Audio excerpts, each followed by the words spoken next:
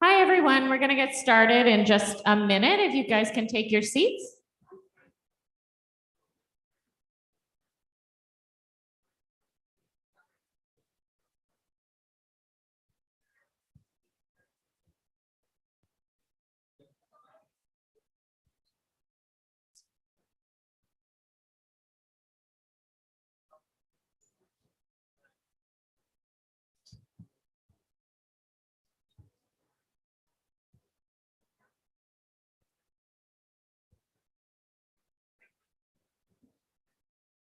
One extra, but there's empty seats. And there's one. I was going to sit there, but I can sit somewhere else.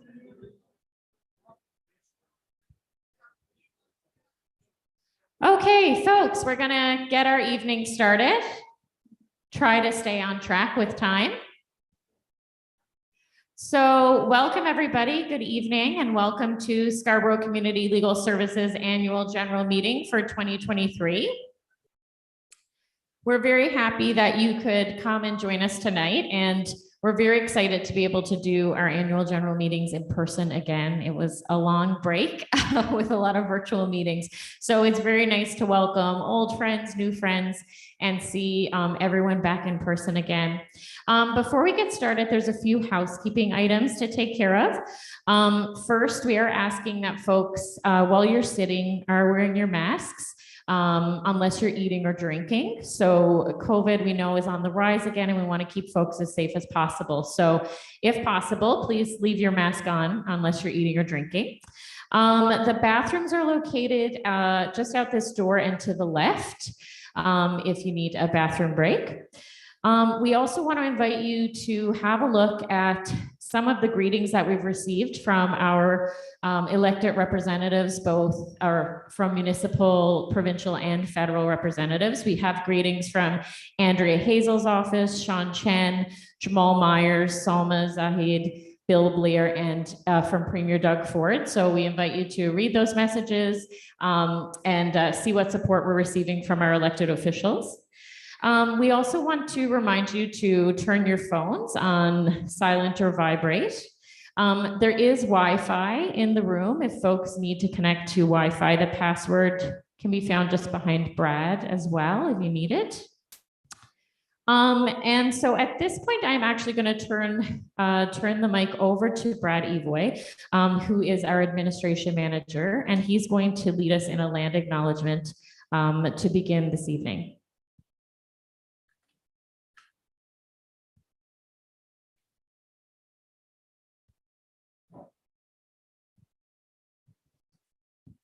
Hello, folks. Oh, I'm going to take this off. Okay. Hello, folks. There we go. I need a bit loud there. All right, folks. So before I start our land acknowledgement, I do want to mention that we did have the intention to have an elder with us here today, Senator Constance Simmons. Who's a Métis senator. Sadly, Senator Simmons has come down with COVID. So I would really urge and ask folks to keep her in your thoughts and send well wishes her way. So then, folks, with this in mind, I'd like to start by honoring the land on which we live and the nations who have been stewards of this place since time immemorial. Scarborough, this place in which we work and live together, is the treaty lands of and territory of the Mississaugas of the Credit First Nation and the traditional territories of many nations, including the Chippewa, the Wendat, and the Haudenosaunee Confederacy, while continuing to be home to many diverse First Nations, Inuit, and Métis peoples. Like me, I'm from the Halibut Mi'kmaq Nation, from all across these territories. So as a legal service provider within these territories, we must acknowledge the power and responsibility that we have to uphold Indigenous peoples and nations' rights and to challenge the colonial legal system. We also acknowledge the Indigenous Africans who were forcibly removed from their native lands, particularly as a result of slavery and the transatlantic slave trade. This involuntary migration heavily contributed to the movement of African-descended people across the African diaspora to places like Canada and Toronto and Scarborough. We honor, pay tribute, and invite into the space ancestors of African origin and descent as well. So as actors in the justice system, it's particularly important for us to acknowledge the grave injustice of Canada's justice system and its failure to deliver justice to Indigenous and Black peoples, which has ensured long-term damage to our communities. As organizations, we continue to explore our role in the system, and we must take responsibility for our actions and inactions within it. And so, folks, before we get to the last part of this, I just want to say, every year we gather here on Turtle Island, on this place called Scarborough. And, I want us to, beyond just taking a quiet moment to pay respect, to past and present folks and reflect, I really want us to think about how we can take action together on reconciliation. It's only a few weeks since National Truth and Reconciliation Day, or Orange Shirt Day, before it became formalized. And it's important for all of us to take time to read the TRC reports and the many, many, many other reports that focus on, the realities of our peoples and nations. And I ask folks to think not just of these reports, but of how you can connect with communities on the ground and how you can connect with communities throughout Scarborough and throughout Toronto. It's something that's really important to us here. It's something that we're going to be talking about a little bit later in our anti-racism action plan in terms of some of the work that we're trying to do and to build towards and some of the events we've tried to have throughout the year.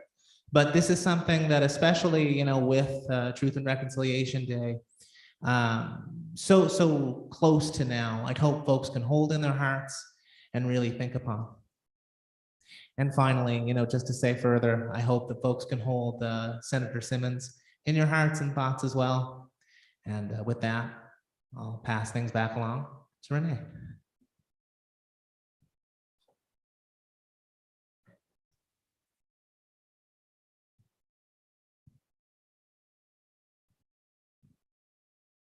Thank you, Brad. Yeah, we were quite disappointed and saddened to hear about Senator Simmons, so we wish her all the best.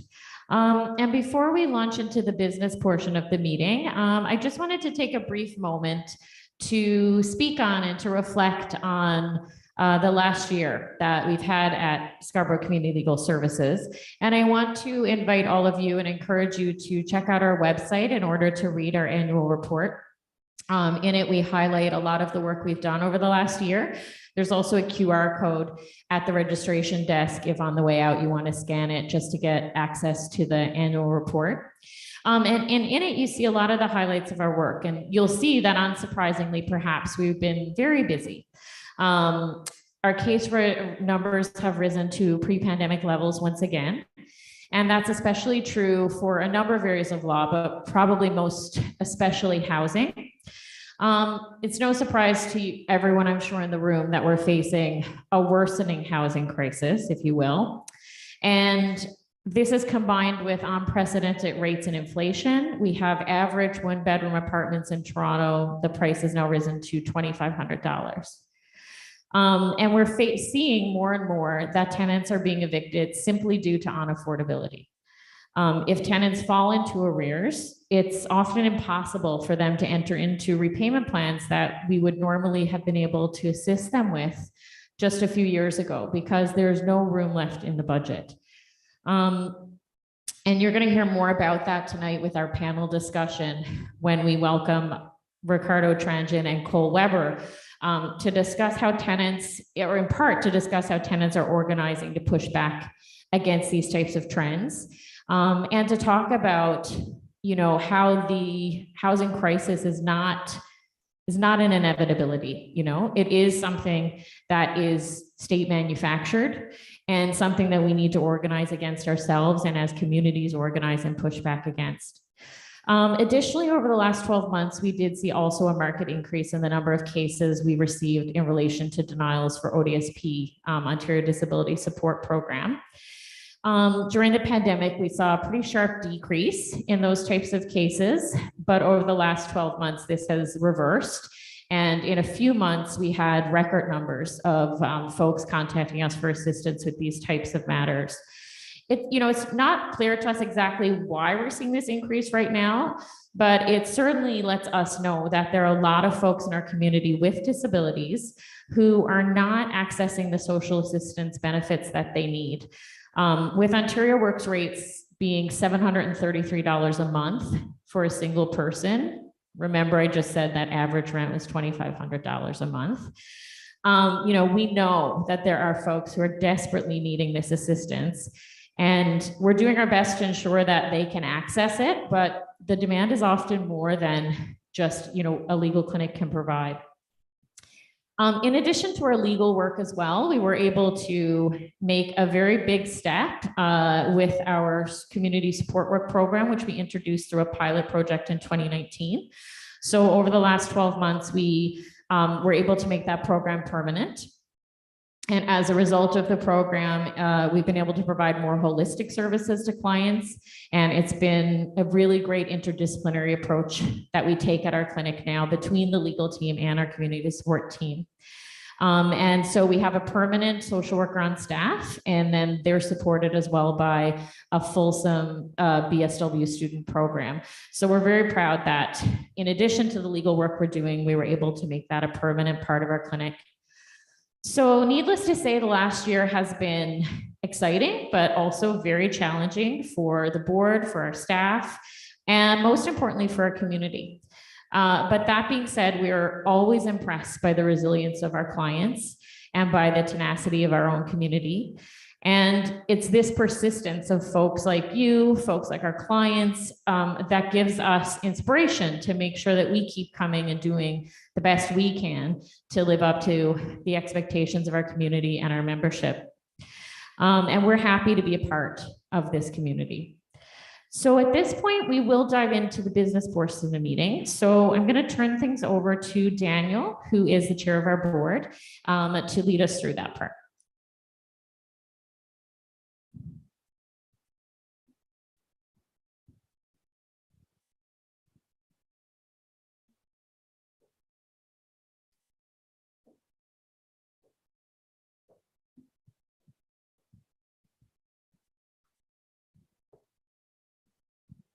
Good evening. On behalf of the Scarborough Community Legal Services Board of Directors, I would like to welcome you to the 2023 Annual General Meeting, and I'm going to call the business portion of this meeting to order. I hope that everyone has the documents for the meeting. The package provided when you arrived should include the agenda, the minutes of the last meeting, financial statements, board nominee biographies, and a copy of the revised bylaws. All members of the clinic should also have your voting cards. It looks like this. If you are not a member of the clinic, then you will not be able to vote during this portion of the meeting.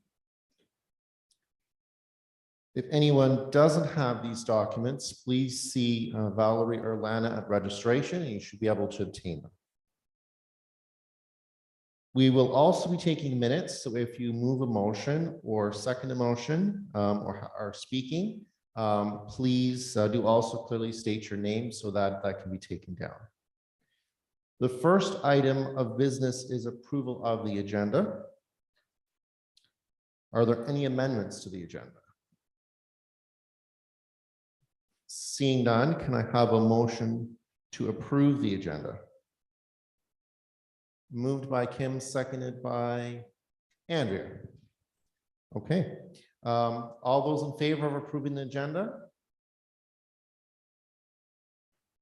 Okay. Motion carried. Well, all those against? Motion carries.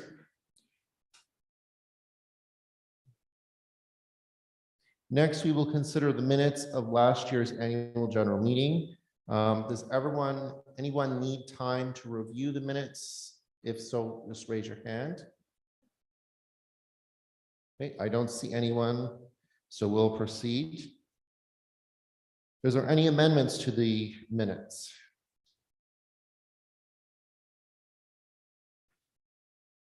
Okay, see any? Can I have a motion to approve the minutes of the 2022 annual general meeting as presented? Moved by Andrea, seconded by Sal. All those in favor of this motion? Thank you. Opposed? A motion carried. I'm now going to hand it over to Renee to provide an update on our anti-racism action plan.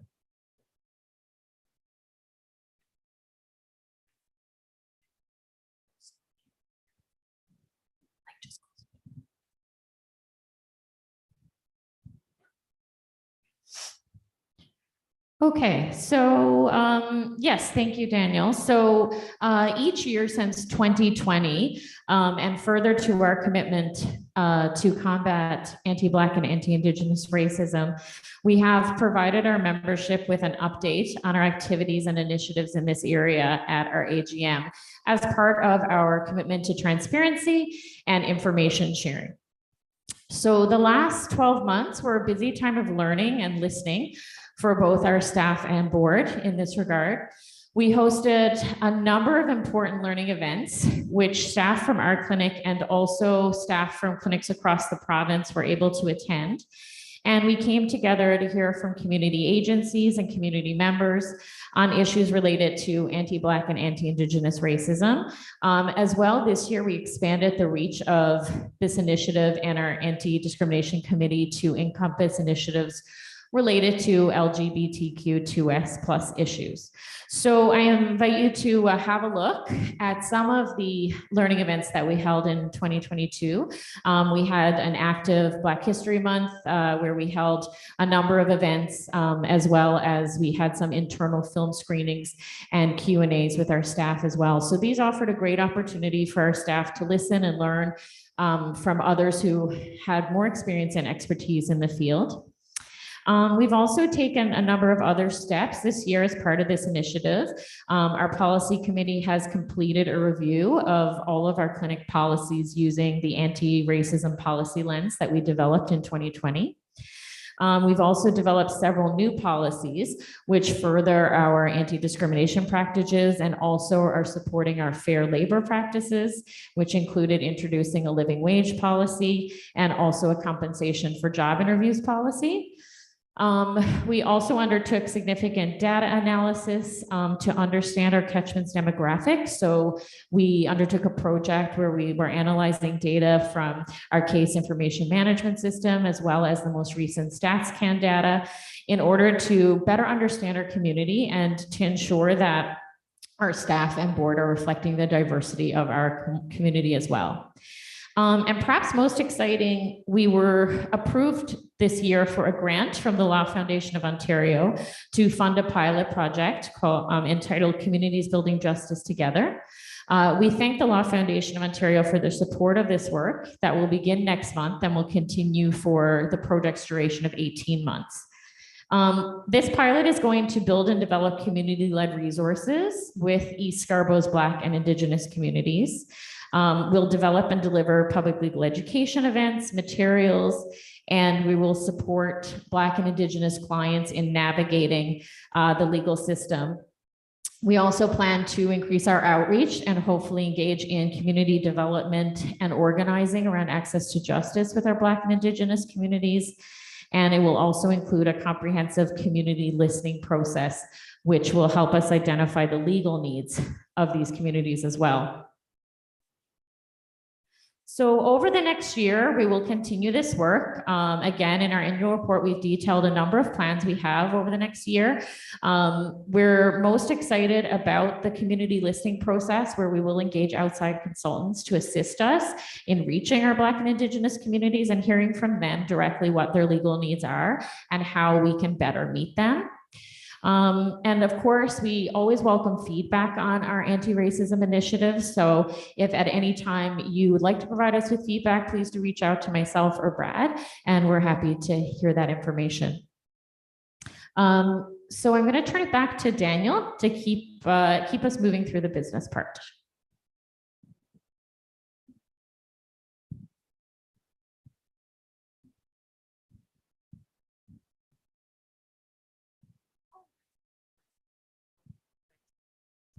Okay, sorry, I was preemptively giving the mic back. So the next item on the agenda is the financial report. And unfortunately, our treasurer, Candice Mock, was unexpectedly unable to attend this evening. So I'm going to do the financial report as a member of the Finance Committee and the Executive Director. So before I go into the financial statements, just to give a two overview of what they are, you will find them in your packages, sort of towards the middle of the package. And there are two main types of financial statements that we're going to focus on today. And those are the statement of financial position, which is often called the balance sheet, and the statement of operations and funds balance, which is sometimes called the income statement. So the balance sheet, that's the statement of financial position that you'll find in your packages. That consists of the clinic's assets and liabilities. And the document you're looking at is for the financial year from April 1st of 2022 to March 31st, 2023. So the final numbers you're seeing are assets and liabilities at the end of that period on March 31st, 2023. The second sheet, the statement of operations and fund balance in your package, reports the revenues and expenses for the year and the difference between them. The difference is either a positive or a negative. So as of March 31st, 2023, SCLS had $63,000 of assets on hand with corresponding liabilities of $139,000. In comparison to 2022, there was a decrease in cash and liabilities. SCLS, however, continues to be in a good position to meet its liabilities. Much of the liabilities that you're seeing on that form are related to vacation liabilities. So those are not liabilities that we would pay out on a yearly basis. So we are in a good financial position, and you'll see, oh, Brad, do you have the financial statements that you're sharing? Oh, okay. Well, you'll see in your packages that there is two calculations. So there's the calculation of a surplus or deficit on the sheet, but also an LAO calculated surplus or deficit. So the LAO calculated surplus for this year was just over $700. So we were in a surplus position to LAO in that amount of money. Looking into the future, as our clinic continues to engage with our community, our treasurer has passed on his confidence that the clinic will be able to continue to deliver services in an effective manner, and he had no concerns with respect to the audited financial statements. So I move that the 2022-2023 audited financial statements be approved as presented. Can I have a seconder? I see Sal Santos as a seconder. And for those who are members and have a voting card, all those who vote in favor? And is there anybody who votes not in favor? Okay, seeing none, then the motion passes. I'll move on to the next item on the agenda, which is the appointment of the auditors. As part of the clinic's efforts to continually provide the best value for money, the clinic initiated a search for an auditor in 2022 and went to market to get quotes. After an extensive RFP process, Truster Zywig was identified as the organization who could best meet the clinic's needs, and Truster completed their first audit for us this year, which you're looking at those documents right now. That was completed without any issues or concerns. So with that being said, I move that Truster Zywig be appointed as the clinic's auditors once again for 2023-24. Can I have a seconder for that motion? Liz, I see Liz Klassen as the seconder, and all those with voting cards, those who vote in favor? Anyone who votes against? Okay, seeing none, the motion is carried. And now I think I'm correct to pass it back to Daniel. Forget it.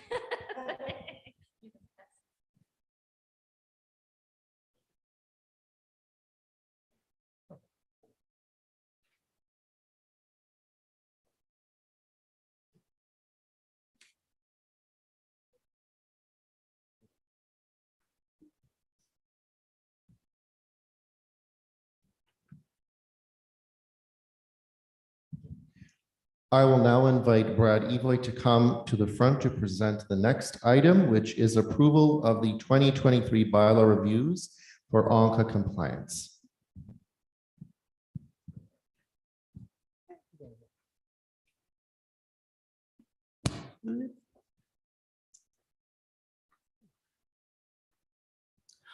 All right, folks, it's time for the fascinating and thrilling world of bylaw reviews. I know it's everyone's favorite time of year. It's definitely mine.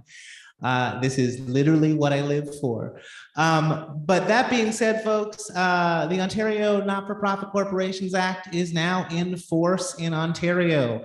If folks don't know what that means, that is the act that gives basically any kind of authority for corporations like ours to exist. The act was initially written in 2010, and successive governments didn't do anything with it for a very long time. And so there are a whole bunch of changes to how nonprofit corporations operate, including increased abilities for members to do certain things, some clarity around how certain pieces around directorships and other sorts of areas work, and a whole host of other areas. So I'm going to go a little bit through at least some of the main highlights and some of the changes in our bylaws, and I'm going to do that as quickly as I can. I know that, again, bylaws are incredibly thrilling. So folks, just to go over it really quickly, you'll notice on the very first page, we have a definition section now in the bylaw. That was just to make it easier to clarify some things. So for example, clarifying what we mean by the word mail in the bylaws rather than referring to email and mail and other types of ways we send things. Additionally, throughout we've moved up the section of the clinic's name. We've not much on the clinic objective side of things. We hold true to the same values that we were founded in 1982. We added some further clarity on section 4 on the second page around our location, which matches our service area with LAO more specifically. In membership, some of the big ticket pieces here are to clarify that membership is non-transferable. So that's really important, as well as to prevent something that ONCA allows us to make a decision on, which is to have non-individuals or other corporations be members of a nonprofit, which we don't want to do. We want to make sure this is a specifically community-run organization. Further from there, we give a little bit more specificity starting on clause 6 on the third page, getting into how directors can be terminated from the board of directors and how membership can be terminated. This is just to respond a little bit more to the ONCA and make sure that there's clear processes for all of those sorts of things, just so that everyone has due process and clear ways to go forward.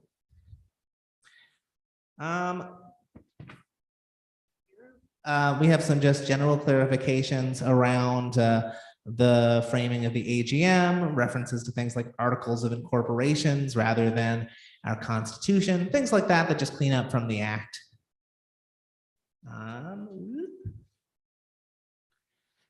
And then from there, we'll speak a little bit about member proposals at general meetings. This is a new sort of area within the act. So in future general meetings, there will be more space for members to make proposals to AGMs like this and bring motions forward as part of our package like we allow for here.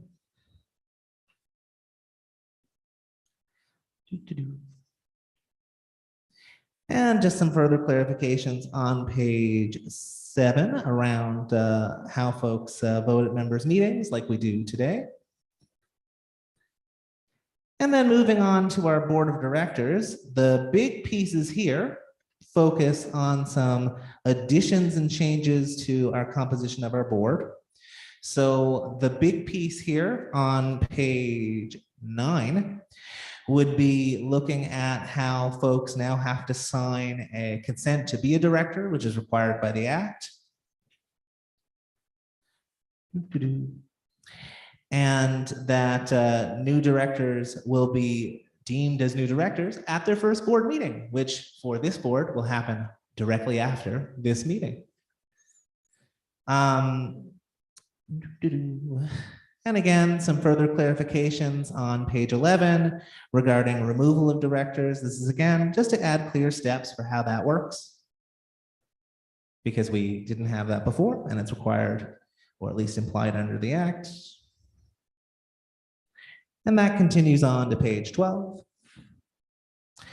For our committees, the big Act-related piece here is just to remind us that our committees can't make decisions on their own for a lot of bigger issues that are supposed to be board issues. The board can't necessarily delegate all those issues to them. And the addition on our officers on clause 9 on page 13 is the addition of a vice chair, which is a position we've wanted to add to our board for a little while. And so we're happy to be able to do that now.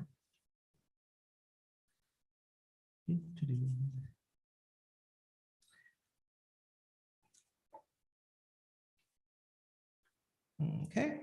And the last little piece that I want to really focus on, folks, is around records. So there is some requirements under the Act for a specific amount of focus towards how we keep records for the corporation. So that's on page 15, starting at clause 11.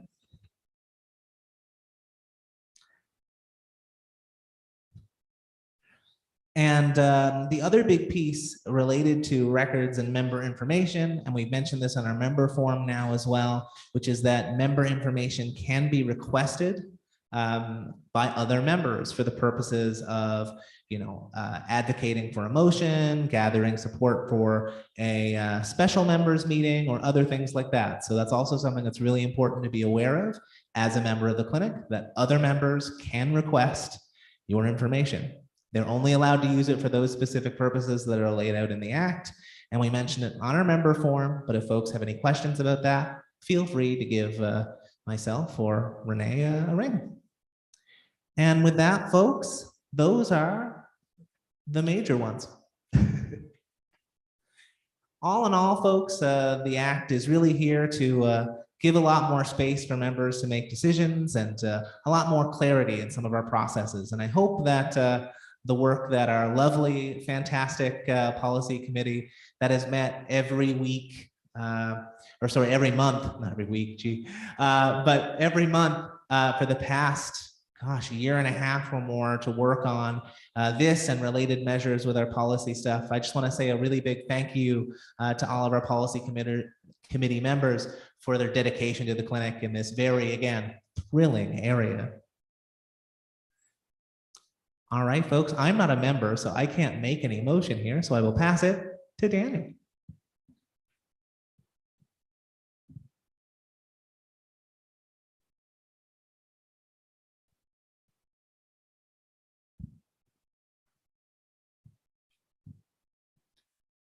Okay, can I have a motion to approve the bylaw amendments that have just been presented? Yes. Tom. And seconder. Andrew. Oh, okay, thank you. All those in favor of this motion? Okay, thank you.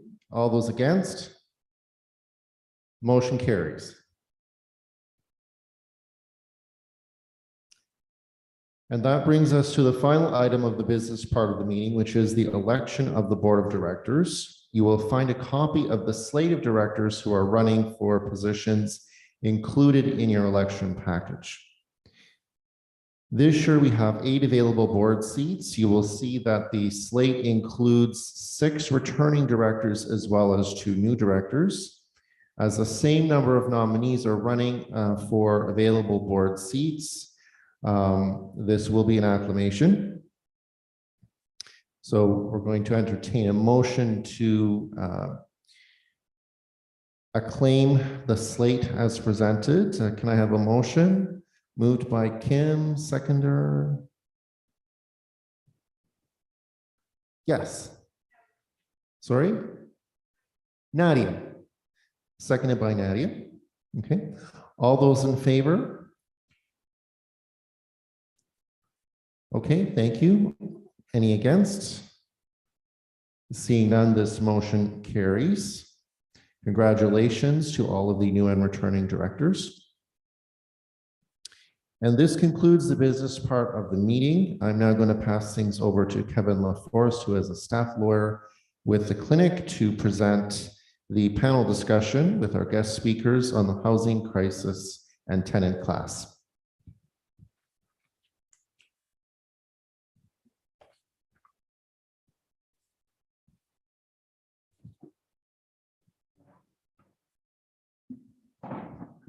Good evening, everybody. Sure, I got enough slack on that.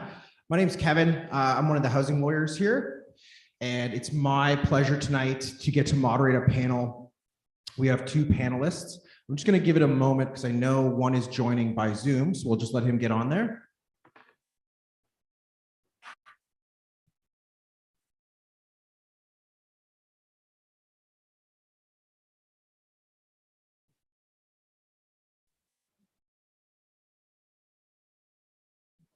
My apologies, slight change in course. We're working out some of the technical challenges right now. We're going to actually do a presentation of one of the awards, and then we'll come back to the panel then.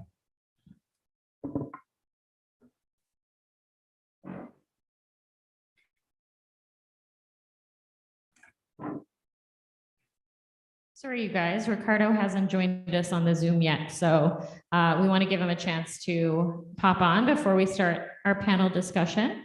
So we'll just shift things slightly. The next item after the panel discussion was the presentation of the Community Champion Award. So we'll move forward with presenting that now, and then we'll come back to hearing from Kevin, Cole, and Ricardo after that. So last year, to mark our clinic's 40th anniversary, we introduced a Community Champion Award, which we plan to give out each year. The award is presented to an organization, an agency, group, or person who best exemplifies the spirit of coming together and supporting collective efforts to achieve equality, improve justice, or support community members. And this year, the award is being presented to Taibu Community Health Center for their leadership in their leadership and partnership with the Toronto Community Crisis Service. And I think we have a few folks from Taibu here. I see them over there. So thank you guys. Many of you probably know Taibu. They're a very well-known organization in our community. They do amazing work. They're a community health center, and they offer Black identifying clients in the GTA, not just in Scarborough, access to primary care, health promotion, and disease prevention programs. And Taibu has a very interesting approach to service delivery. It's very focused on providing culturally sensitive and culturally appropriate services. And they do that in a culturally affirming environment.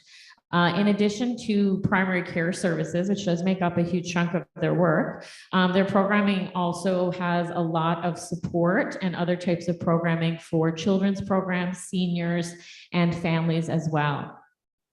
And we were lucky enough to actually have Taibu come and join one of our Black History Month events, where we invited community organizations, Black serving community organizations in our own community, to come and speak to our staff and community about the types of services they offer. And even though I've been doing this work for a long time, there were still tons of services that they had that I wasn't even aware of. So I invite you guys to go look at their website. You'll be nothing but impressed about the amount of work that this one organization can accomplish. And one of their programs that they're working on is the Toronto Community Crisis Service. This is a new alternative approach to responding to folks with mental health issues who find themselves in crisis. It's a program that's meant to focus on health, prevention, and well-being. Importantly, it provides an alternative to getting support instead of police enforcement. And, you know, as a clinic ourselves, we recognize the importance of this program. Several years ago, we went searching for a program like this. We had incidents where, you know, we had a need for clients who are in crisis to get help, but we absolutely did not want to involve police services for the very obvious reasons of why that become problematic for many of our clients to involve police in their lives. And what we found a handful of years ago is that there was absolutely nothing. There was nowhere to call in crisis. And so this new program provides an alternative. It allows folks who are in crisis or agencies who are serving them a place to call where you can feel comfortable that the individual is going to receive a trauma-informed response. It's an interdisciplinary informed response that doesn't involve police engagement. And Taibu is the partner that is servicing Scarborough for this program.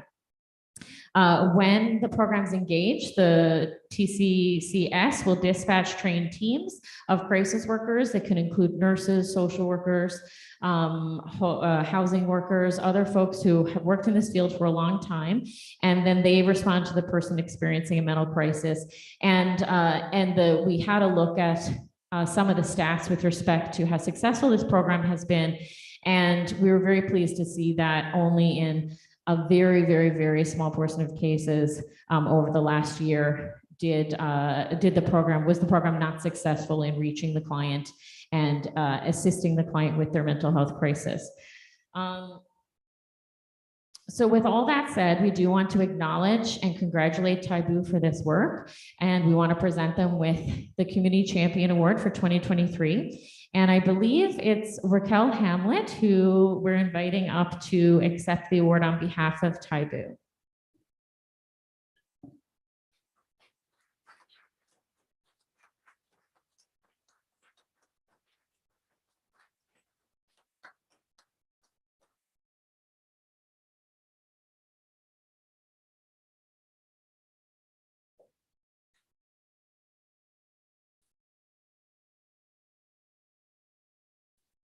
Good evening, everyone. Don't go anywhere. really, really humbled to receive this award. I did ask some of my staff to come with me this evening. This is Winnie Kihara and Imtiaz Morsaleen. They do a lot of the day-to-day work with me, and at the end of the day, if not for the team, this wouldn't make any sense. And just on time, here's the rest of my team coming in. So Elisa Matthews, Brenda Lee Cox, Afo Ayodele, these are all the people that are in the field. You guys can just come up here and meet me. Yeah, come all the way up, because I would like to take a picture with you all. So again, these are the people that if you were to reach our service, you call 211. Our service is for 16 and over, servicing the Scarborough community. So we're covering, they attached us to different divisions. So we're covering division 41, 42, 43 within Scarborough, helping all of the Scarborough residents.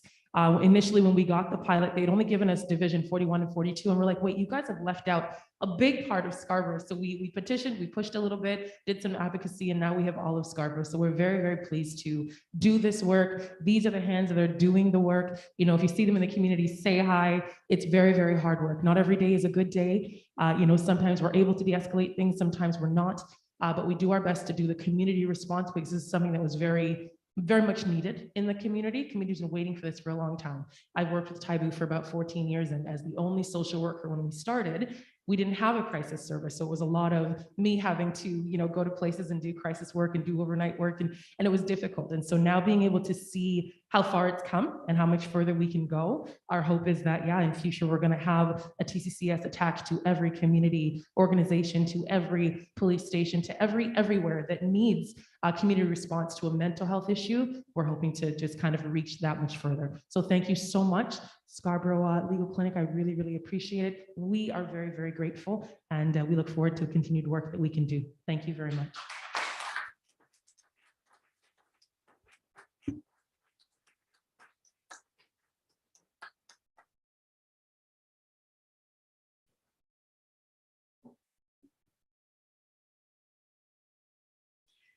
Thank you, Raquel, and thank you to your team for all the amazing work that you're doing. And we're looking forward to working very closely with Taibu over the next year, in particular on our project funded by the Law Foundation.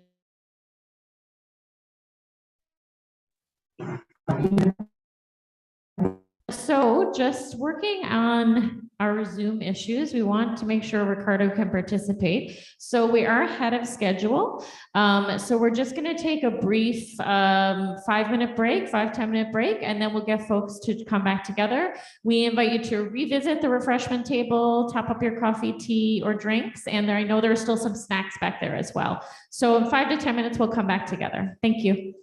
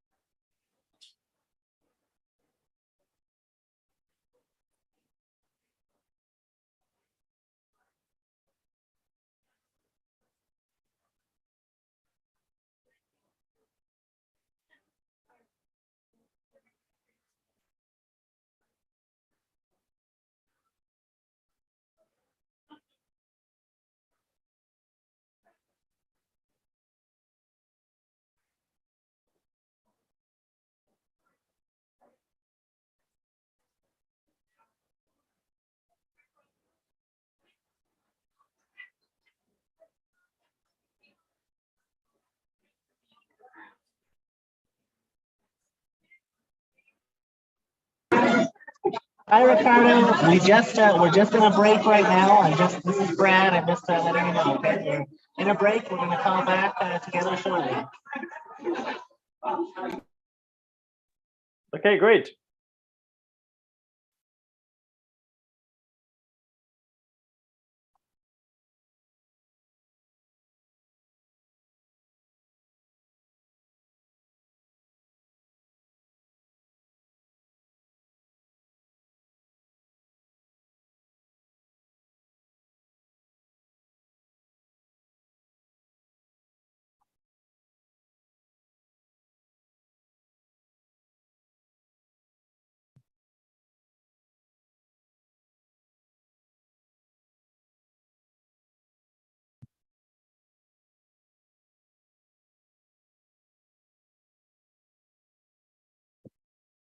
Please go up.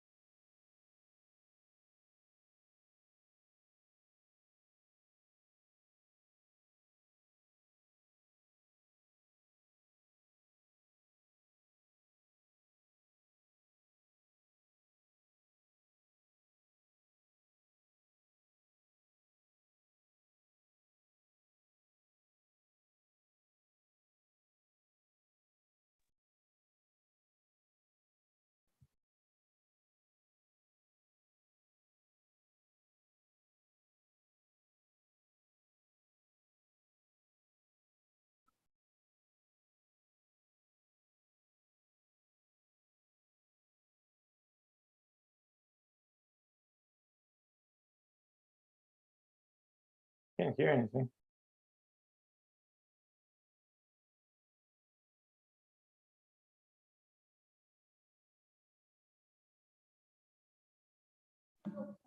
How about now?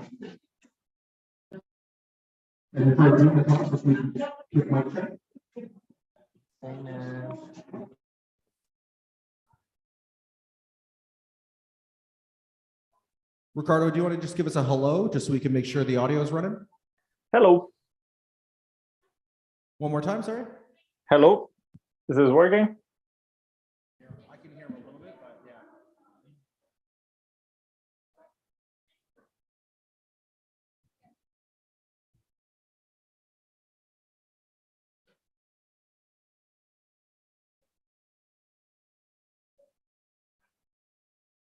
One more mic test, Ricardo, if you don't mind. Hello. Can you hear me now? Keep going, Ricardo, sorry. Just Can working you out the guys audio on our end. can you guys hear me well? Is this good? Is this working?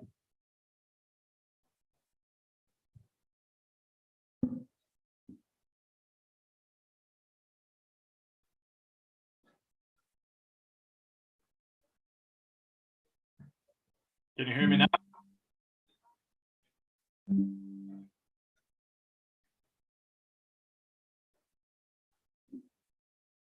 And one more time, Ricardo. Again, our apologies, just sorting out the audio. No worries. Can you hear me now? Yeah, nice and clear. Thank you. Great. All right, if folks want to find their way to their seats, I think we're all ready to get started. All right, thank you very much. Again, my name is Kevin LaForest. I'm one of the housing lawyers here at Scarborough Community Legal Services, and it's my honor tonight to get to moderate this panel. We have two amazing panelists. First, to my left, we have Cole Weber. Cole is a community legal worker at Parkdale Community Legal Services. If we could all please just welcome Cole.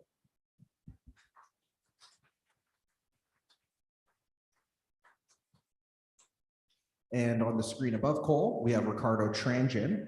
Ricardo is a political economist with the Canadian Centre for Policy Alternatives and author of the book, The Tenant Class. Previously, Ricardo managed Toronto's poverty reduction strategy and briefly taught at universities in Ontario and Quebec.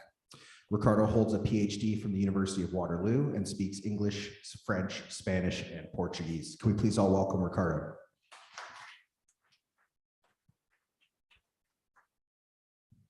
So we're going to kind of follow a two-step process here.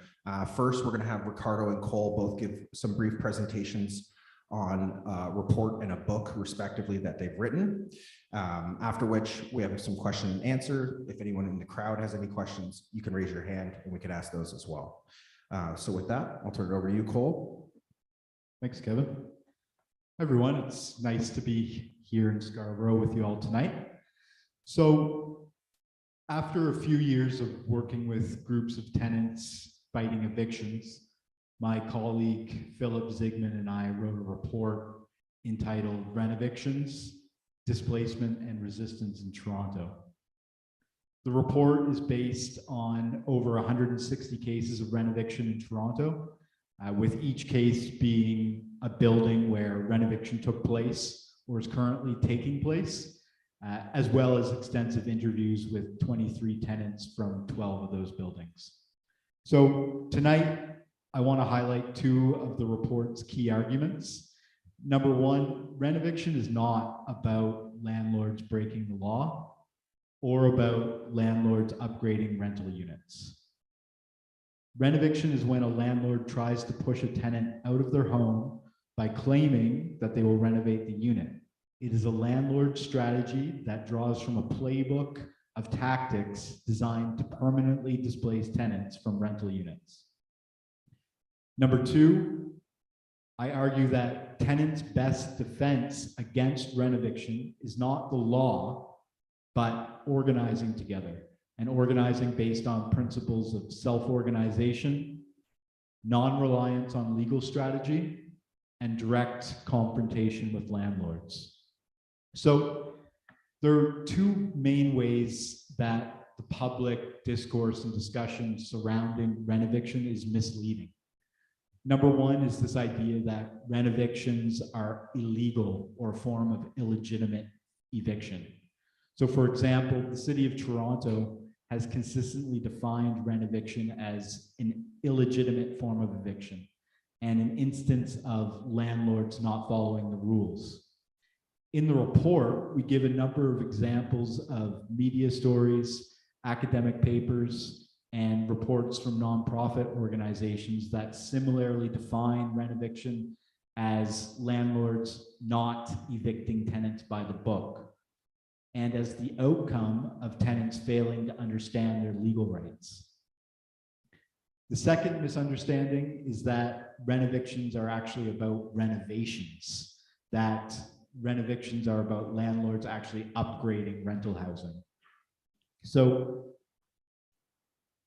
renovations obviously are a prominent feature in discussions of rent eviction. Sometimes it's claimed that rent eviction is happening because the landlord wants to renovate and the tenant has to move out.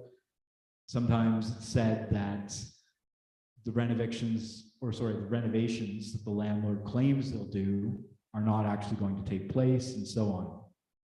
So these two main misunderstandings perpetuate a myth, I think, that there are certain landlords who follow the law and legitimately evict tenants because they're upgrading a rental property, and other landlords who abuse the system to illegitimately evict tenants. And the spread of these misconceptions, we argue, risks leaving tenants with the false impression that a better knowledge of the law alone will protect them against rent eviction. In reality, what we found is that rent eviction is really about the economic imperative to raise rent revenues and property values. There's a theory of the rent gap that was put forward by a geographer named Neil Smith that I think helps us better understand this dynamic. So very simply, a rent gap is present where there's a significant difference between the rent that's being paid or extracted from a piece of land and the potential profits to be made if that land is given a quote unquote higher use. So in this city, we're all pretty familiar with this because we know that the method that landlords use, by and large, landlords and developers use to close these rent gaps is by building high-rise condos in the core and by building single-family homes in the suburbs. But landlords who control rental apartment buildings also have developed a number of ways to close these rent gaps. And in the context of rental housing in an apartment building, for example, the main way that landlords do this is by removing the sitting tenants from their homes. In Ontario, the rent control laws are such that when a tenant is in a unit, there's a cap on how much the landlord can raise the rent, generally speaking, for most tenants. But when the unit becomes vacant, the landlord can raise the rent without limit. So this builds in a financial incentive for landlords to remove long-standing tenants so that they can raise rent and close that rent gap to what the market will bear. So as we know, like there are still many long-term tenants throughout Toronto who pay around $1,000 or somewhat more for a one-bedroom unit, for example. Meanwhile, as Renee said earlier, the average asking rent for a one-bedroom apartment in the city is above $2,500. So there's a really clear incentive here for the removal of sitting tenants from their homes. And so we can see how in Ontario, the rent control laws, this vacancy decontrol, having no rent control on vacant units, mediates this process of closing rent gaps in rental housing. So landlords who rent evict tenants, they go to areas of the city where they anticipate land values to rise. They buy older, undercapitalized buildings from smaller and less profitable companies. They acquire buildings specifically that have a high proportion of long-term tenants who pay what they call below market rent. And you might ask, why would a landlord want to buy a building where there's a lot of long-term tenants paying low rents? Well, it's because they can make a lot of money by removing those tenants and closing those rent gaps. And landlords are very open about this. We show in the report how landlords who are advertising to potential investors will say things like, the value of this building that we're purchasing, that we're asking you to invest in, the value is going to rise because we plan to turn over the units, as they'll say, and then bring in a different demographic of tenant to the building. So landlords are very clear about what this process is about, and so tenants need to be clear as well. So now I'm just going to give two cases where tenants have successfully organized to actually fight and beat rent eviction. And in both of these cases, you'll notice that there are clear similarities in how the landlords have gone about trying to push the tenants out. And these are common tactics that landlords are using across the city. We can think of it as a standard playbook that landlords draw from to try to push tenants out. But you'll also notice that in both cases, the tenants responded to the landlord's attempt to push them out with their own campaigns of escalating actions which directly confronted their landlords and were successful. So in 2020, a mid-rise apartment building in Parkdale at Queen and Lansdowne was bought by two condo developers and known rent-evictors. Their names are Evan Johnson and Neil Spiegel. Johnson and Spiegel created a new numbered company in anticipation of buying this building. And they created a fake company, which they called Tenant Programs. So as soon as they bought the building, they had this fake company called Tenant Programs reach out to tenants with letters with letterhead that made it seem like they were there to help tenants in some way, saying, we're here to help you relocate. Here is a schedule of different offers that we will give you. We'll pay you X amount, small sums of money to leave. And the sooner you leave, the relatively more money we're prepared to give you to give up your home. So that was the first step there. The next step was that they fired the live-in superintendent in the building, and immediately tenants had reduced services because there's no super who they can contact. They started to neglect tenants' repair and maintenance requests.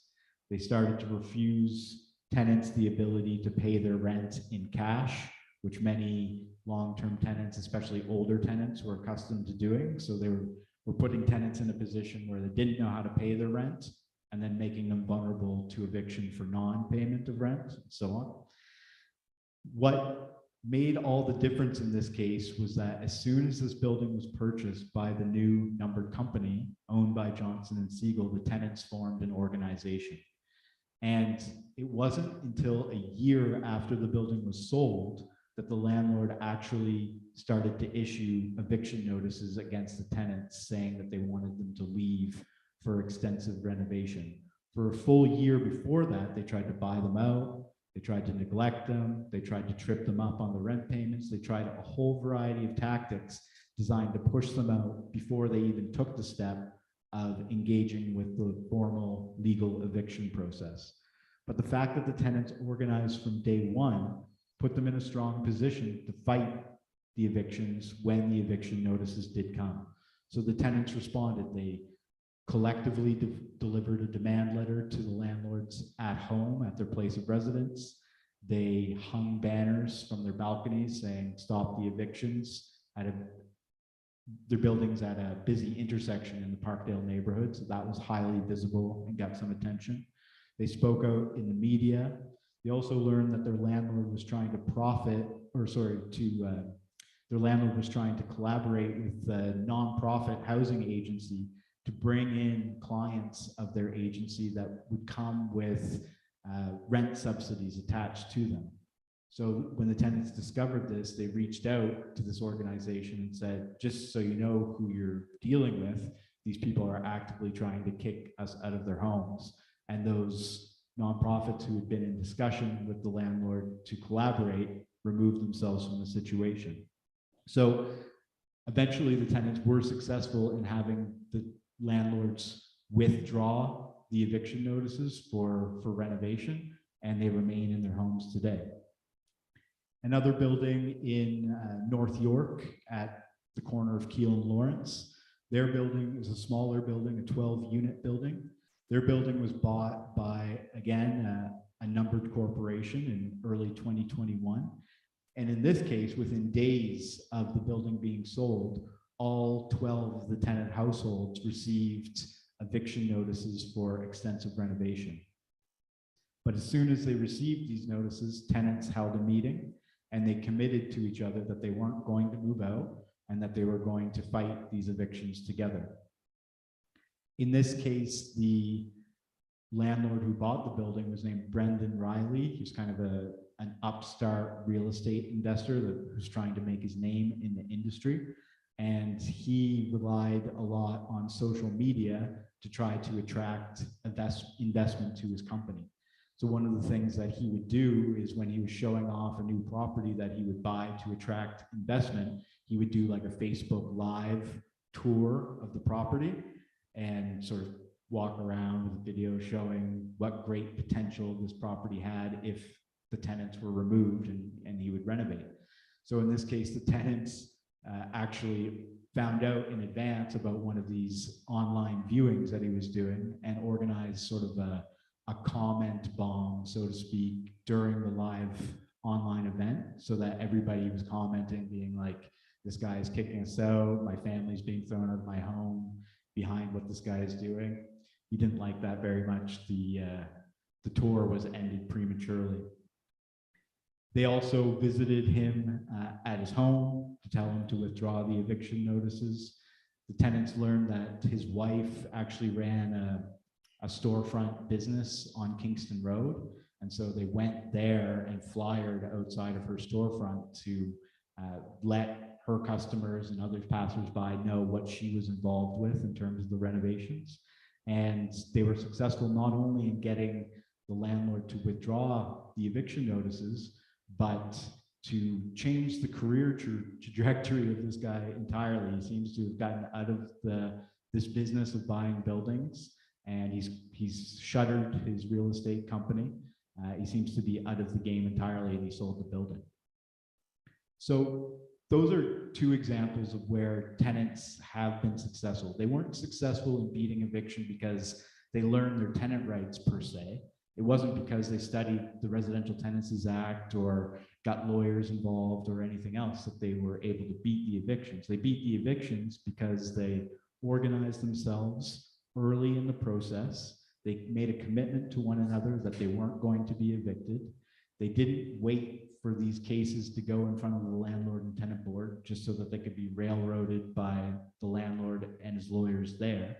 And they took actions which actually raised the social and financial costs to the landlord of proceeding with this unacceptable business of pushing people out of their homes to make an increased profit. So that's what I wanted to share today. I think if you want more, it's a fairly extensive report. So there's a lot more details in there from different cases, but the bottom line is that renoviction is about money. It's not about renovations. It's not about bad actors or the landlord necessarily breaking the law. It's a tried and true method for landlords to get rid of tenants so that they can make more money. But tenants have a real chance to stop this if they get organized. Thank you. Thank you, Cole.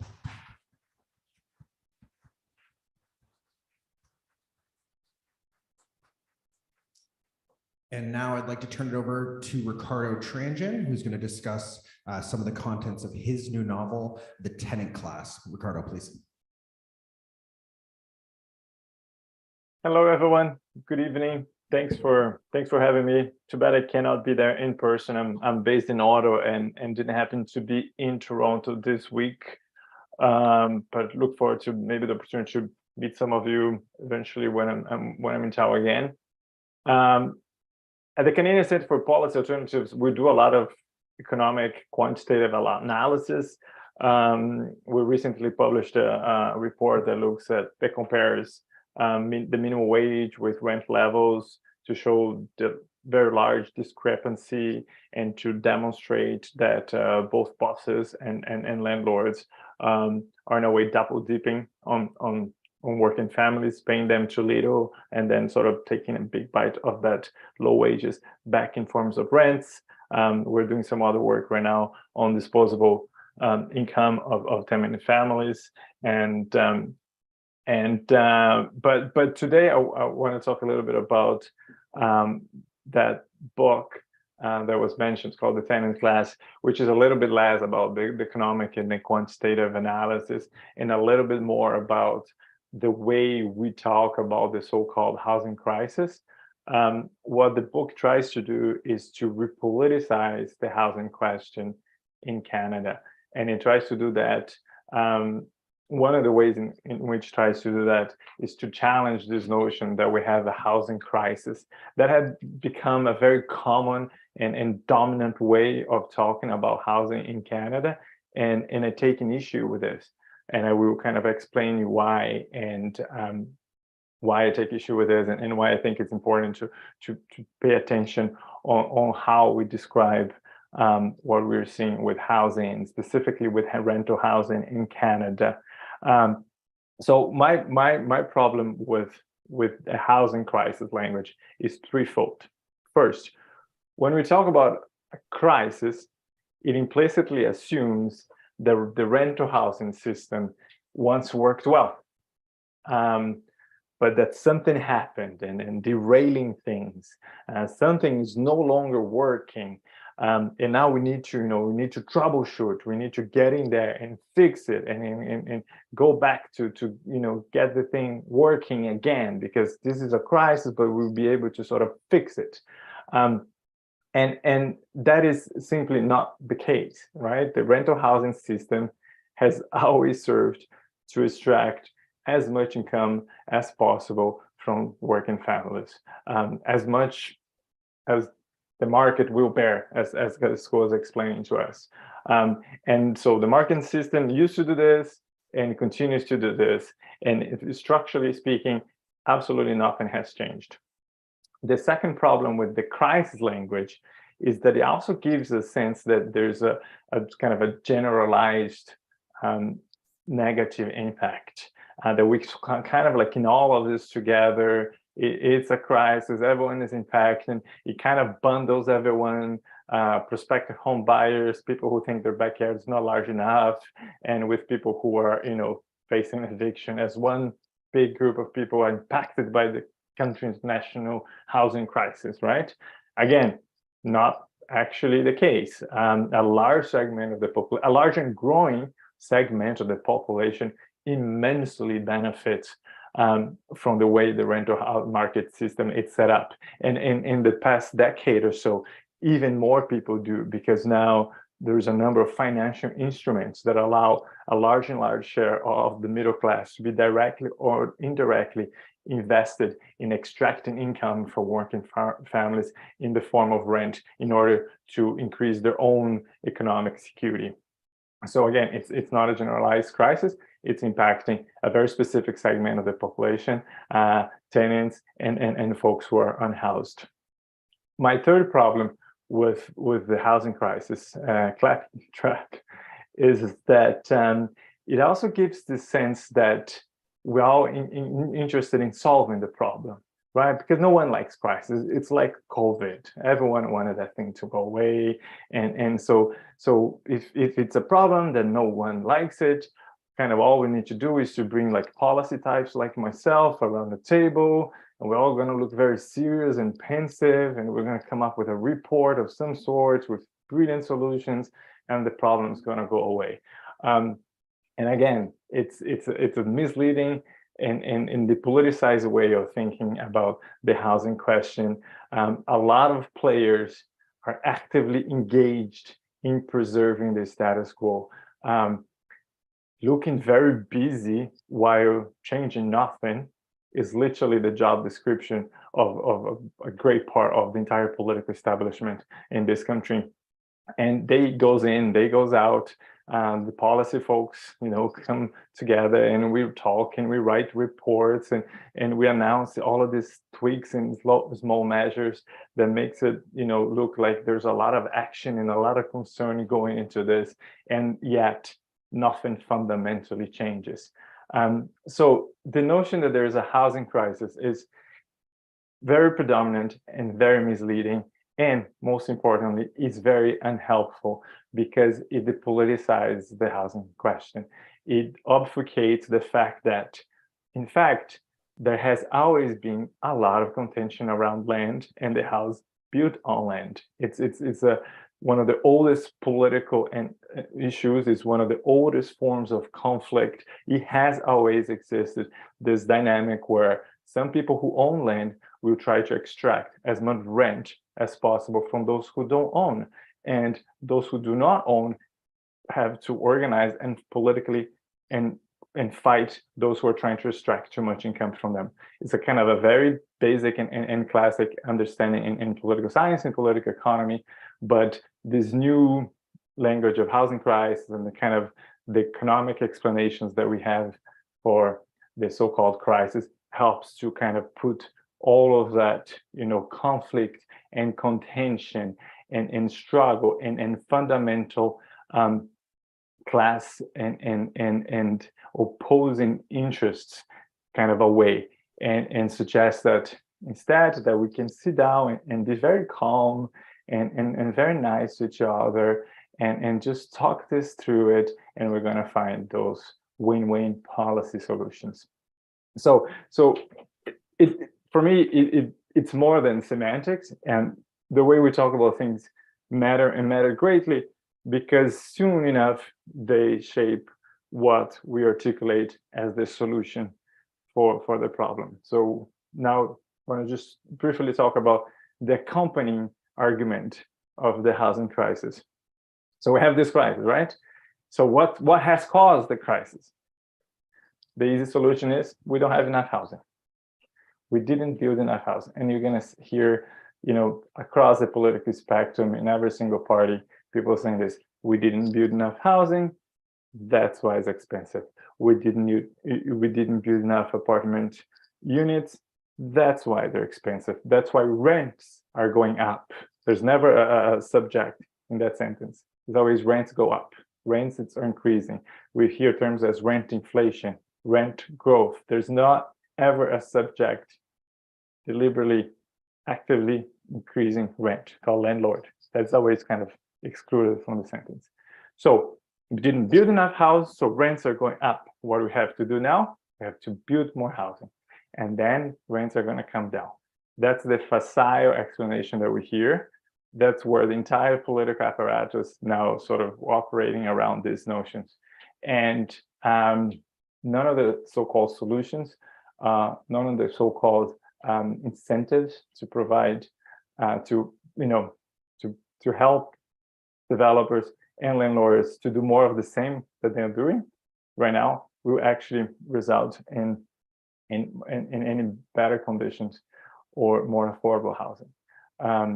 It's quite fascinating, in fact, like if you look at the whole supply side arguments that we hear so often, it's fascinating how the real estate industry has succeeded in presenting themselves as the solution to the problem, whereas they are the ones hiking up rents. They are the ones, doing the processes and that Cole just explained us, like very actively seeking increasing margins of return on their investments and causing this all of this kind of issues that we're dealing with. So that's kind of like the gist of my spiel in the book about not thinking as a crisis, not buying into the supply argument. Supply will save us all. That's all the problem. And instead, turn our attention to what has actually worked in the past, historically and currently, what we see as the most effective response, not solution, response to the housing question. It's when people organize and when they fight back. So the book goes a little bit into this, provides some historical examples of tenants organizing, and some also current examples of different ways of going about that. And at the end, my call is for people to pick a side, to stop pretending again that this is a technical question, that we can come up with a technical solution for this. It's not. It's a struggle. People can sit on one side or the other. Anyone who assumes that they can contribute to this struggle by being neutral, sorry to break it down to you, but like you are on the wrong side of this. There's no neutral in any of this. It is a political struggle. It has always been. We just have this like really effective way of communicating the housing question right now that sort of helps to obfuscate the fundamental political struggle underneath all of this. Yes, so I will stop it here. I think that's enough, and looking forward to your questions. Thank you, Ricardo.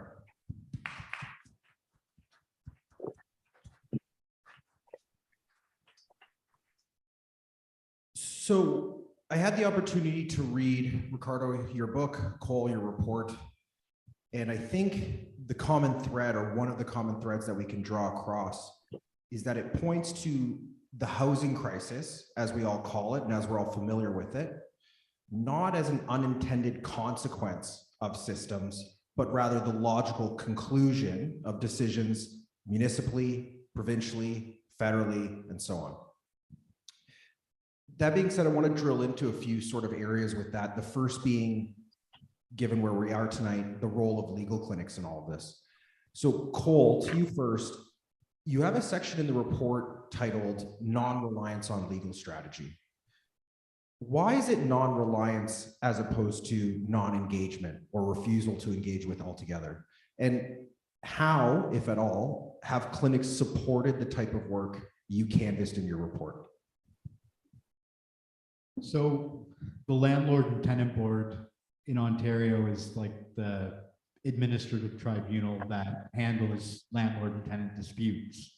It's really important that we're clear on the purpose of this institution and what it actually does. So 90% of the applications that the Landlord and Tenant Board deals with are made by landlords, and most of those are to evict tenants. So the day-to-day business of the Landlord and Tenant Board is to remove tenants from their homes, which is the goal of landlords who are trying to renovate tenants. So tenants cannot rely on administrative tribunal and a legal system around that that's essentially set up to sanction eviction.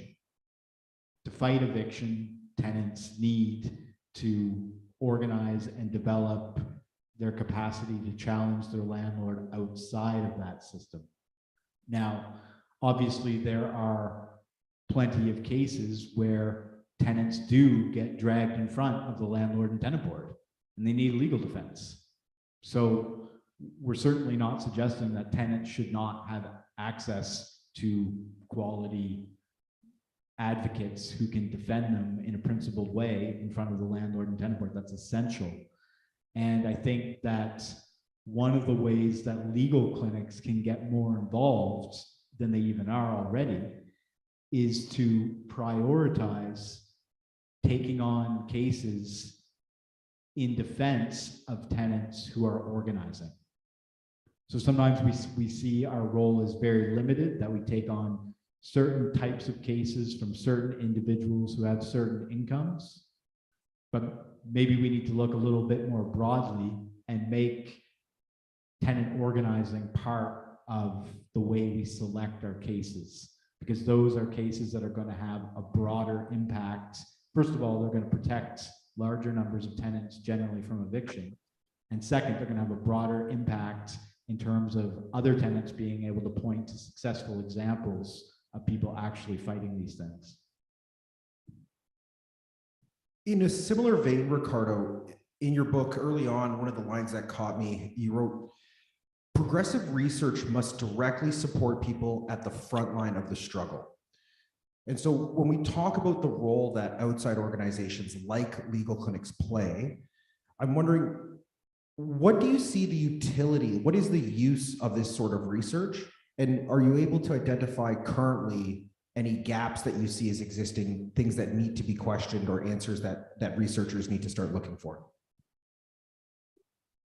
So thank you for the question. My way of answering it is, in the book and elsewhere, I talk about the fact that this is not a housing crisis. It's a market system that allows for the exploitation of tenant families. And then I often get pushed back on the term exploitation, right? Because we're like, how is it exploitation? And I hear that especially from small landlords. How am I exploiting anyone? This is legal. And that's where we need to pause and for a little bit and think that it is exploitation exactly because it's legal, right? It is a system. Like exploitation is not just, one individual actor, acting and on in a way that causes harm to another. It is also a set of institutions and other players that allow for that to happen, that allows for that actor to get away with doing that repeatedly, right? So we have a federal government in Canada, and we have the federal agency in Canada, the CMHC, the Canadian Mortgage and Housing Corporation, which is supposed to oversee housing in Canada. And one of their main roles today is to remove risk for large corporate landlords. They take on risks so that these corporate landlords can invest more on housing and do more of what they do. That's the fundamental role of the institution today, is to act as a risk, absorbing risk from corporate landlords. You look at the provincial governments, they are the ones that set all the legislation in place. That's why we have weak rent controls. That's why we don't have collective bargaining rights for tenants. That's why we have the landlord and tenant board working exactly the way it works, as Cole just described. It's exactly set up that way. And again, municipalities also supposedly to be acting on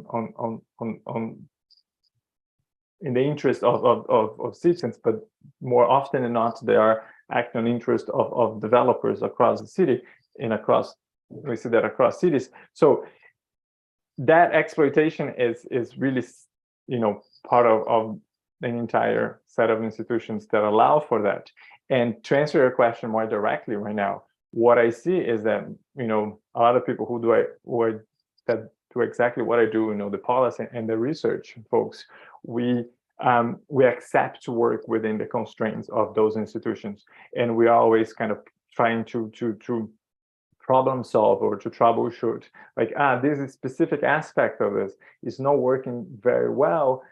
What would be a kind of a policy tweak or a program change that would improve outcomes is likely? And we spend a lot of time and an immense amount of resources in this society just working within the constraints of those institutions, thinking about how CMHC can be a little bit more helpful to non-for-profit housing providers, how this legislation on the provincial level can increase or improve a little bit just the tenant protections and so on and so forth.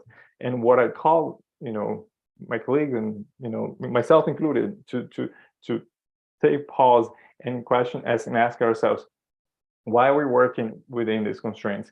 Can we do research that is more actively supporting the organizing, that is more actively supporting the sort of fight back, despite the legal framework, despite the political institutions at play, despite the political actors at play who are trying to represent the different groups, right? And that's, I think, my biggest call, like, to focus on what the tenant movement or movements and other class-based movements need, and trying to support try to direct more resources to it, instead of being in this formal consultation and this formal policy debates that fundamentally are not going to change the institutions that we have.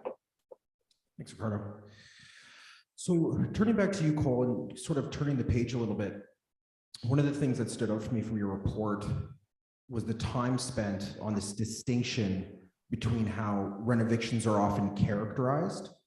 You have the legal ones and the illegal ones, the legitimate ones and the illegitimate ones, the truthful ones and the fraudulent ones. Can you talk about, first, why is this distinction important, but also why do you think this distinction exists? Why is this narrative being pushed that there are legitimate and illegitimate evictions?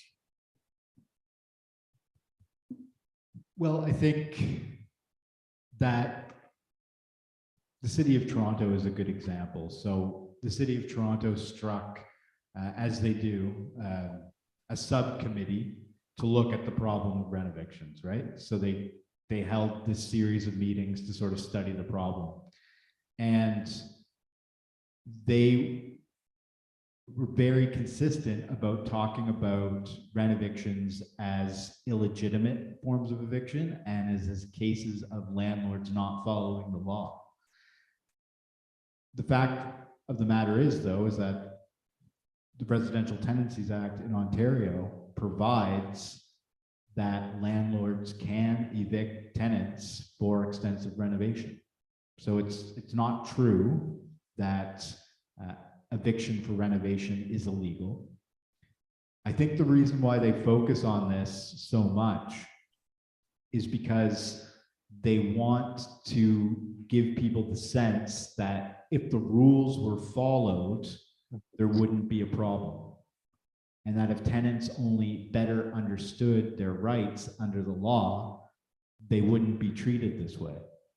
But we know from experience that landlords will use a whole series of different tactics in order to put pressure directly on tenants to push them out. Some of those tactics will be using forms of legal pressure, like eviction notices, formal eviction notices, but some will be completely informal in terms of just harassing people, banging on their door, making their lives miserable.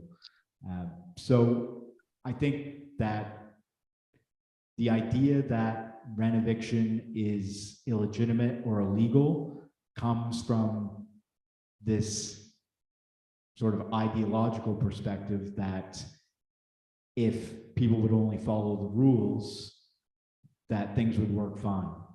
When in fact, the rules are set up to benefit property owners over people who have to pay rent for a place to live. Yeah, please.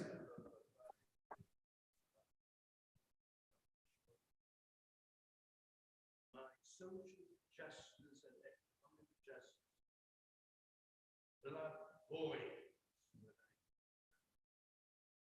about this renovation. But you guys don't know me, I am a preacher. I'm going to ask a very basic question because my God not only void, all of this stuff that we are talking about, renovation, rent, eviction, is driven by obscene greed. Let's say it like it is. And no, Canadians are very nice. That's all the world over. We are known for our rights. And it is time like those banded together and rose up. There's no such thing as a myth to say you can't fight City Hall. Here right here is an example. You can fight and you can win. Thank you for those. Thank them on my behalf as people. Thank you because they want to prove. Cannot stand against large stop on ice. Thank you very much, Neville. And Neville, I think you must have been reading off my notes because that's a perfect segue to my next question. For Ricardo.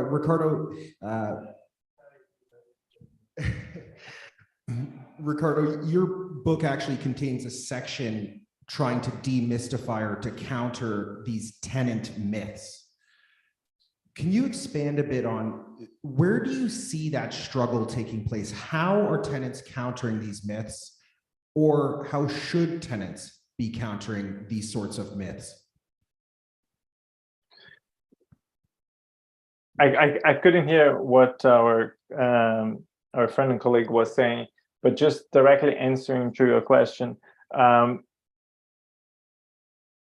any class struggle has two aspects to it. One, it's the material and the physical struggle, the economic difficulties, the economic challenges, the material forces at play. But there's another aspect of it, which is what we could call the cultural aspect of the struggle. And in Canada, we put a lot of emphasis on home ownership. We put a lot of emphasis on home owners as the sort of idealized or ideal middle class individual and family, and that comes at obviously at the detriment of our image of tenants. So to put it more simply, I argue that we treat tenants as second-class citizens in Canada, as people who did not succeed, as people didn't make it, as people didn't work hard enough. But because if they had, they would own their own homes. They wouldn't be in the situation that they are. I think that's a lot of the language that we hear implicitly or explicitly in everyday reporting and in everyday sort of cultural propaganda across the country.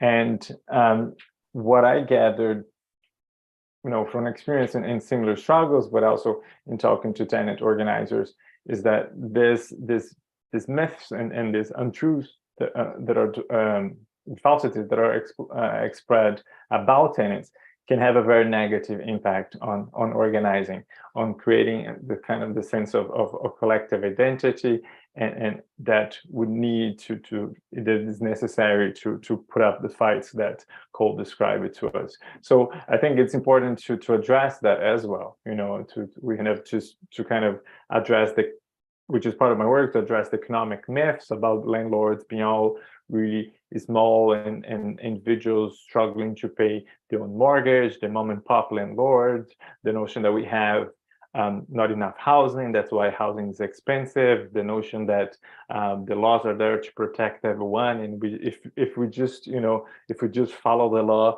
everyone will be well taken care of. It's really important to deal with this legal and economic arguments, but also there's an aspect of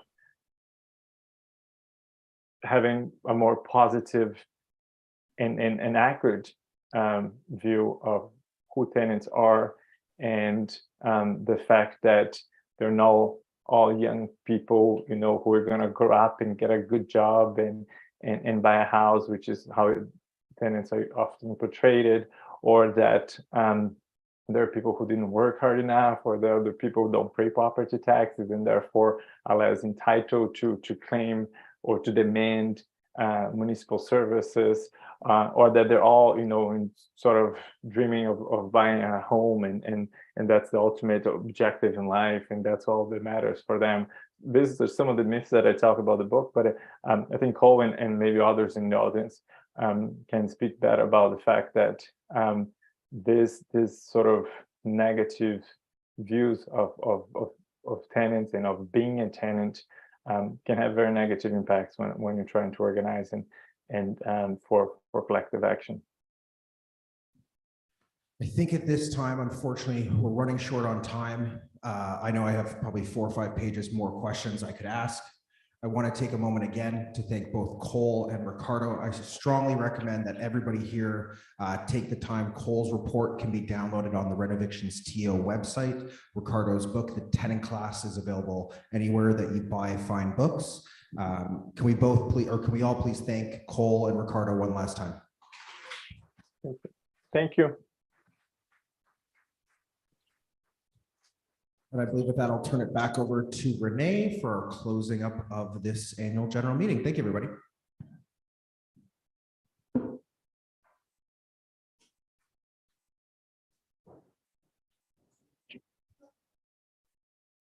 Okay, yes, and I want to reiterate again our thanks to Cole and Ricardo. Thank you. You've given us a lot to think about and a lot to work on over the next year. And also thank you to Kevin for moderating that discussion.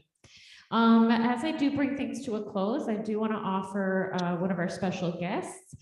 We have MPP Dole Begum with us tonight. She's the MPP for Scarborough Southwest.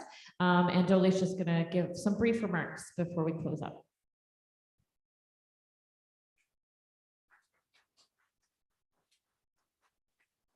Thank you. Thank you very much. Good evening, everyone. Assalamu alaikum, adab. I hope you're doing well. I recently started doing this where I do say peace and blessings be upon you because I feel it's fitting, especially when I meet people who I feel are doing amazing work, that I hope you have the peace and blessings to continue to do that work. So I wish you all very well. I am the MPP for Scarborough Southwest, which is just south of Eglinton, literally on the other side. And I get to serve some wonderful people across Scarborough Southwest, which is the east of Victoria Park and the west side of Markham Road and everything until the waters from Eglinton.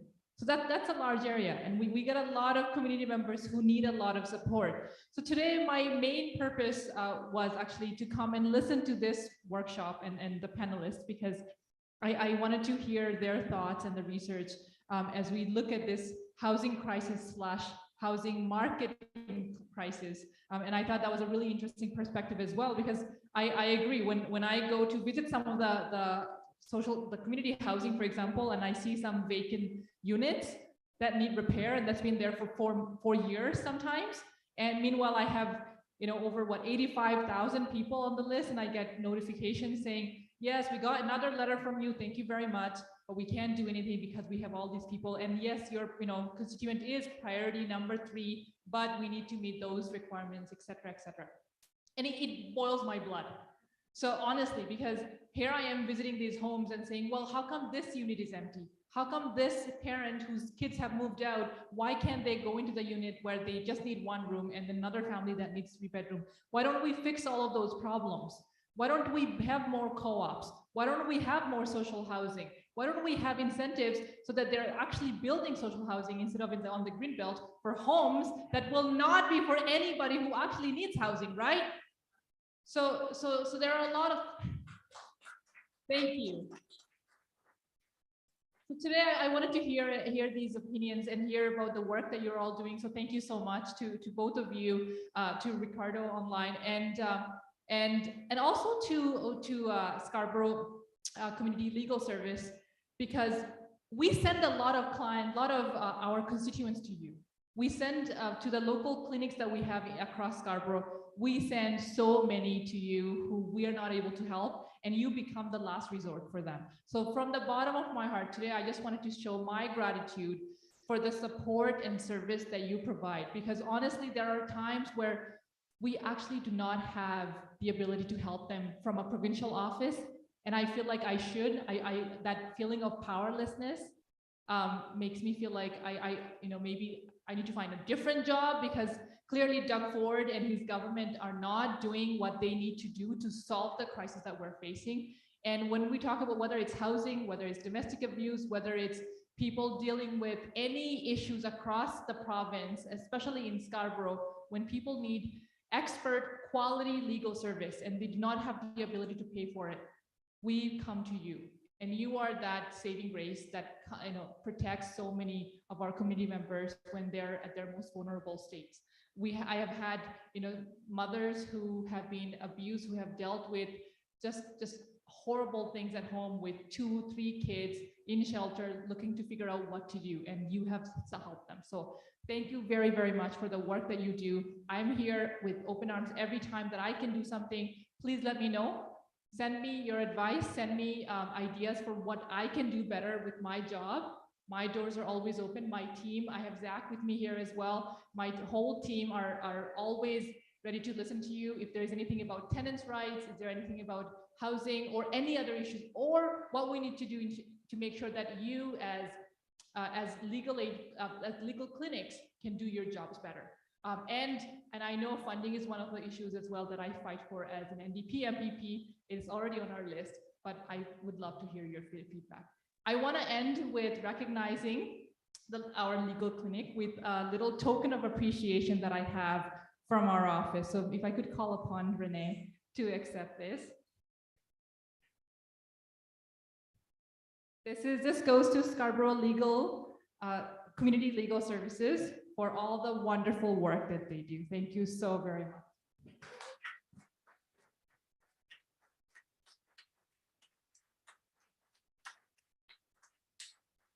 Thank you so much, everyone.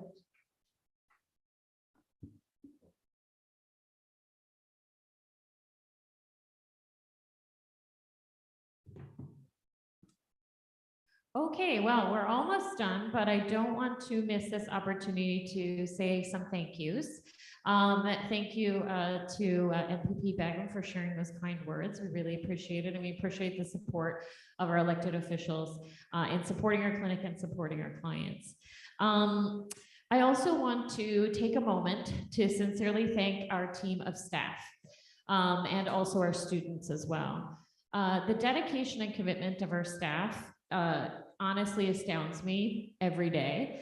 The work we do is very difficult. It's challenging, it's affecting, and quite honestly, it's often sad.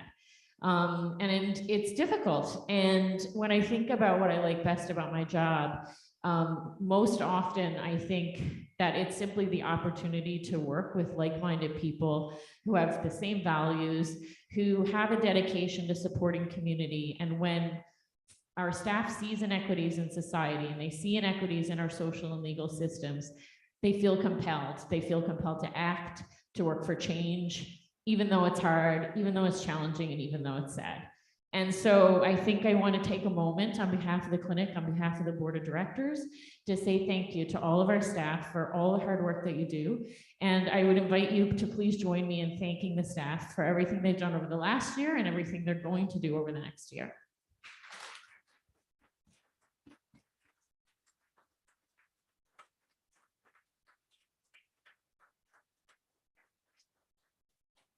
And I also want to take a moment to thank our volunteer board of directors. Our board, or our clinic, is governed by a group of folks from our community who volunteer their time to help guide and lead our clinic. I want to acknowledge and thank them by name. You heard from Neville Jacobs, who had to leave us earlier, but in the room we also have Sal Santos somewhere. Oh, there he is. There is our chair, Daniel Grania, who you met. Sitting next to him is Kim Covey.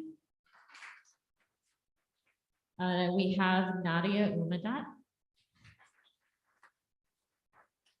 Andrea Urias. Our newest board member, Pravina Gansarasa. And we also have 3 additional board members who will be joining our board tonight, who will be filling some vacant chairs midterm. And we have Steve Torreson with us, and Chris Andre Smith. And we have 4 folks who weren't able to join us: Sefria Amo, Canis Mak, Anis Munchi, and Nutra Gautam. And we do just want to thank all of you for your dedication, the time that you give to the clinic. And I ask that everyone, again, join me in thanking the board of directors for the work they've done over the last year.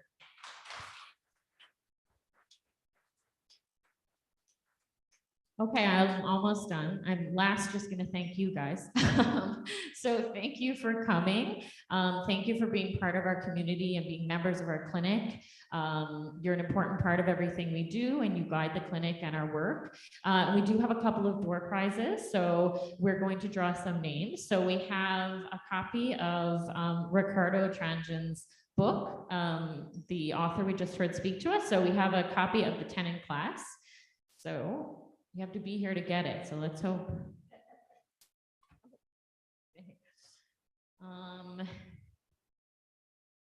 Afo Aodel?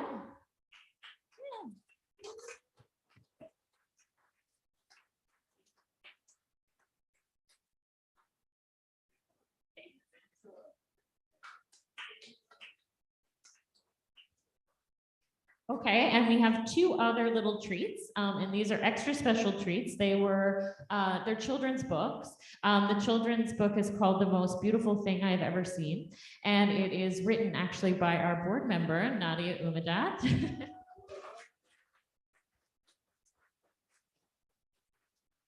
And it's a really wonderful book that tells the story of a little girl who is feeling displaced and not part of her community and how she gets embraced. So it's a lovely book. And we have 2 copies that are signed by the author herself, Nadia. So I will just choose 2 names. I can't read how. Oh, that one is a staff member, so I'm skipping, sorry. Okay, the first one is Neville Jacobs. I will deliver that to Neville. And Margaret Bishop.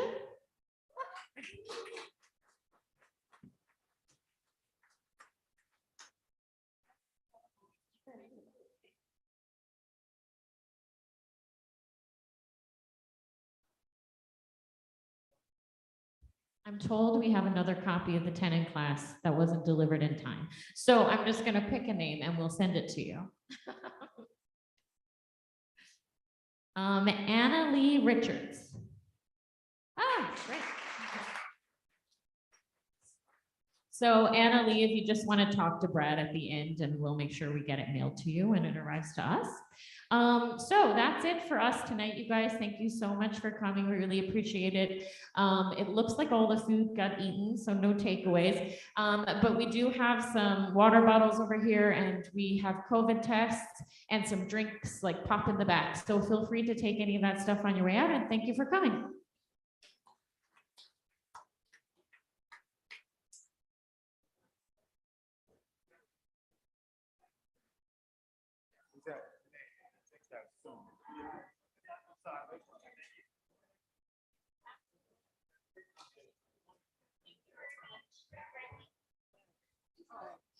Oh, sorry, folks, just a message for all of our board members. If you're a board member, please don't leave. Give us about 10 minutes and we'll just meet sort of over here to have a short meeting in about 10 minutes. Thank you.